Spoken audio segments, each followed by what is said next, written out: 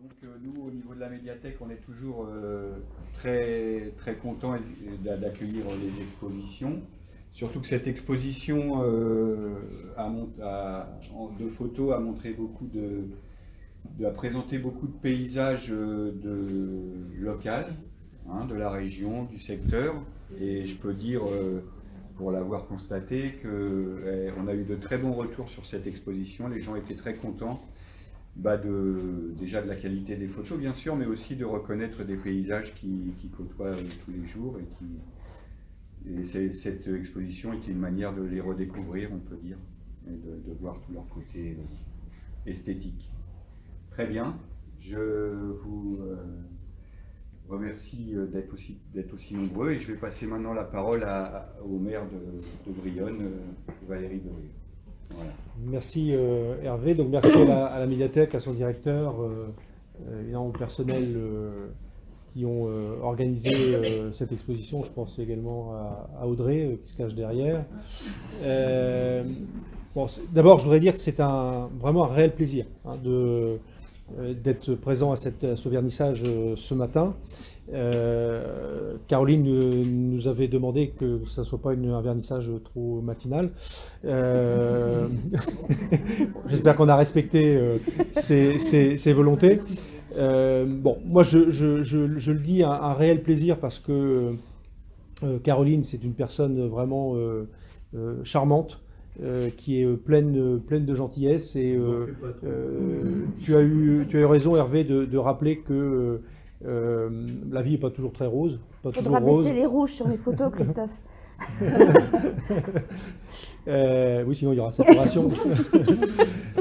Que la vie n'est pas toujours simple, mais qu'il y a tout autour de nous, dans les rencontres, mais aussi dans la nature, dans notre cadre de vie, des motifs d'être optimiste.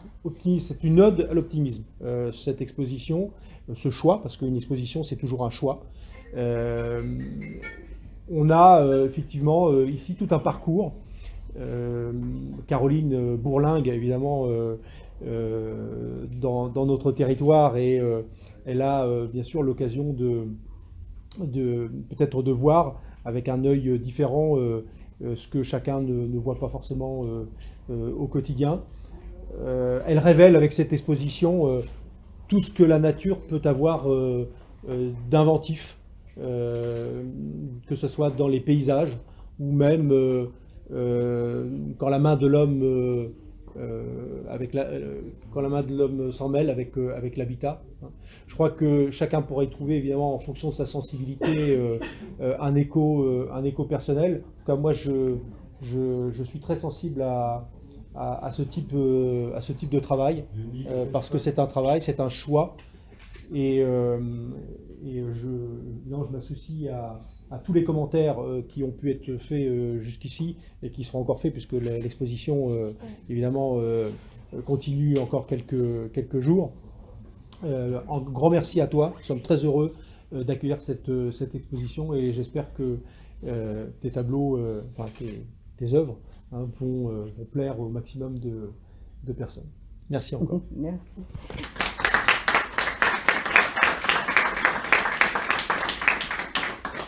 Alors moi, l'histoire avec la photo, elle remonte à très très très jeune, parce que mon père adorait faire de la photo. Évidemment, il travaillait en chromatique et en noir et blanc. Mais toute petite, il m'a appris à regarder dans un objectif. Mais c'est revenu évidemment avec le retour avec le numérique, et puis avec mon travail, et surtout mon arrivée ici. Parce que dans Paris, j'ai fait beaucoup de photos. Mais ici, et en étant en correspondance de presse, évidemment, comme disait Valérie, je bourlingue, et mon œil s'arrête. Mais il va aussi bien s'arrêter dans mon jardin. Je vais m'extasier comme une andouille. Pour la journée, ça va me donner la banane devant un oiseau qui a pris son bain sous mon nez, sur la feuille de nénuphar de ma baignoire à grenouilles. Et j'ai l'œil qui s'arrête et qui a envie d'interpréter.